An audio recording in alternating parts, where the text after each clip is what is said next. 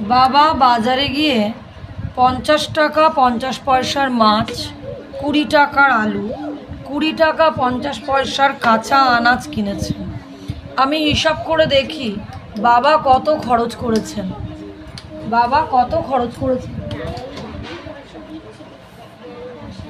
তাহলে মাছ কিনেছে কত টাকার? 50 টাকা 50 পয়সা। 50 টাকা 50 পয়সা। এবারে কি কিনেছে? 20 টাকার আলু। আলু কিনেছে 20 টাকা। পয়সা নেই, আমার সুবিধার জন্য আমি এখানে 00 ধরতে পারি, ঠিক আছে? 00 পয়সা। আর কি কিনেছে? কাঁচা আনাজ।